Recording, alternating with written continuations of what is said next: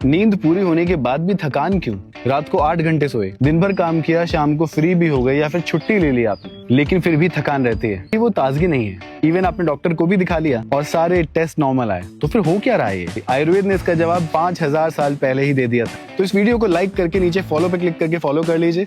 देखो, चरक संहिता सूत्र स्थान में एक कॉन्सेप्ट है ओजस, और ओजस यानी शरीर की जीवन शक्ति का सार। और ओजस सप्त धातुओं में सबसे अंतिम और सबसे शुद्ध उत्पाद है। आपको याद है सप्त धातु की चेन जो आपको सिखाई थी, जिसमें एक धातु से अगली धातु का निर्माण होता है, जैसे कि रस, रक्त, मांस, मेद, अस्थि, मज्जा, शुक्र। और इन सातों का ही जब पाचन अच्छे से हो जाता है तब जाके ओजस बनता है। महर्षि चरक कहते हैं कि ओजस आपके हृदय में निवास करता है। ओजस यानी आपकी इम्यूनिटी, वाइटैलिटी और मानसिक शांति। ओजस इन तीनों का मूल है। और जब ओजस भरपूर होता है, आपकी त्वचा चमकती है, आंखें तेज होती हैं, सुबह उठकर आपको ताजगी मिलती है, और हाँ, कठिन से कठिन परिस्थिति में भी आपका मन स्थिर रहता है। अब ध्यान से सुने। लेकिन जब ओजस घट जाता है तो वही थकान आती है जो नींद से नहीं जाती। तो चरक संहिता के 17वें सूत्र स्थान अध्याय में ओजक्षय यानी ओजस की कमी के लक्षण बताए हैं। नंबर 1 भय यानी बिना कारण डर लगना। नंबर 2 दुर्बलता यानी हर समय कमजोरी फील होना। नंबर 3 ध्यायति यानी ऐसी चिंता जो कभी रुकती ही नहीं। नंबर 4 व्यथित इंद्रिय यानी इंद्रियों में बेचैनी होना। नंबर 5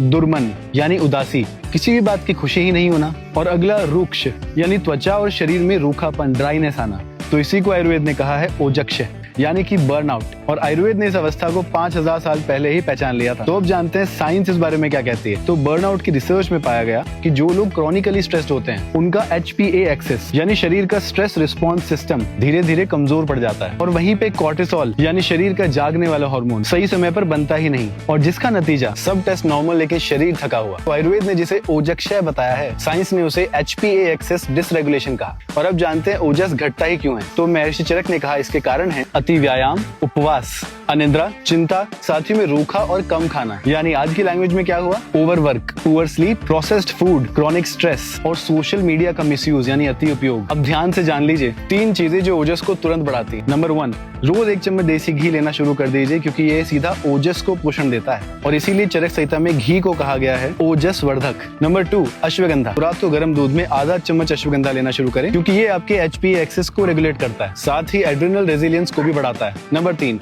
नींद से पहले फोन जरूर बंद करें, क्योंकि ओजस रात को बनता है जब आपका शरीर रिपेयर मोड में होता है। लेकिन आपकी फोन की स्क्रीन का नीला प्रकाश यानी वो ब्लू रेज मेलाटोनिन हार्मोन को बनने से ही रोकती है, जिसका रिजल्ट आपके शरीर की रिपेयर ही रुक जाती है। और सबसे महत्वपूर्ण, ओजस का निर्माण नहीं होता। आपको ओजस बढ़ाने के लिए पूरी जानकारी चाहिए, क्या खाएं, क्या करें और क्या छोड़ें, और ओजस को बढ़ाने वाले 8 आयुर्वेदिक फूड में कमेंट में लिख दीजिए ओजस, और ये पूरी PDF मैं आपको अभी के अभी DM में भेज दूंगा। सभी को शेयर करें। धन्यवाद। राधे राधे।